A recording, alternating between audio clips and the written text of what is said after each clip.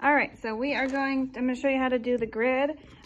Your image that you printed is going to be 5 by 7, and then your paper is going to be 7.5 by this direction by 10.5 this direction. So what you're going to do on your little paper here is you're going to make a mark, take a ruler and start at the 0 and make sure it's inches. Start at the 0 right there on the edge of your paper. That's perfect. And then make a mark every 1 inch on this small paper. You're going to have perfect 1 inches over here. 1, 2, 3, 4. You make the marks and then you connect them. So this is like your jail cell.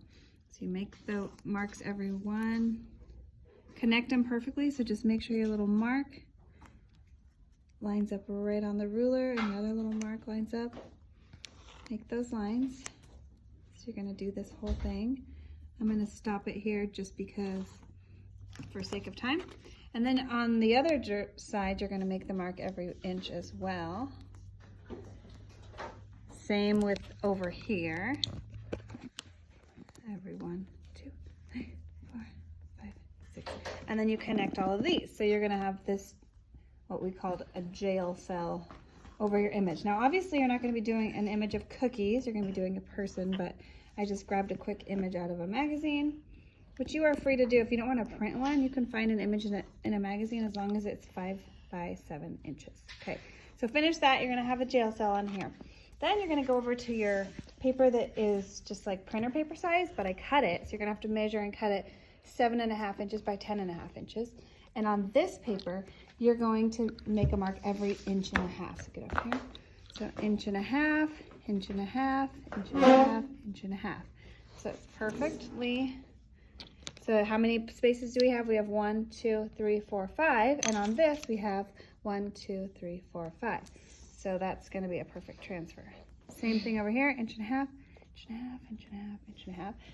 And then when you make these lines on your white paper, you're going to erase them at the end. So please make sure they're super light. If you hold your pencil on the edge of it like this, it'll just make a nice light line. You don't want to give much pressure because you're going to have to erase all those.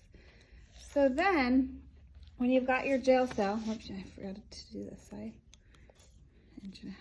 I like to do this so if you go over exactly 1 inch and then 1/2, you don't have to count by inches and 1/2. So 1 inch plus 1/2, 1 inch plus 1/2, 1 inch plus 1/2, 1.5, and then same thing over here, connect.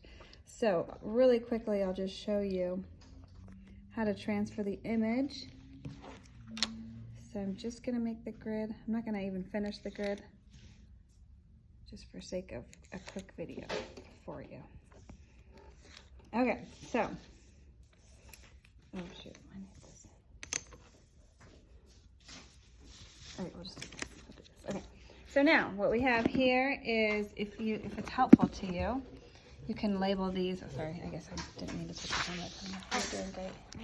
You can label these sections A, B, C, D, E, and then start in the same one, 1, 2, 3, and so on, and do the exact same thing over here. So A, B, C, D, 1, 2, 3. And that way you can just say, okay, I'm gonna be in square 3C. So when you get here, Addie, just hold it for me really one more time. So when you get over to C3, you're gonna transfer everything you see in C3. Thank you, I'm almost done. Right here, so this is C3. You're gonna see that the cookie starts right here, drag it down. The plate is about halfway. You've got the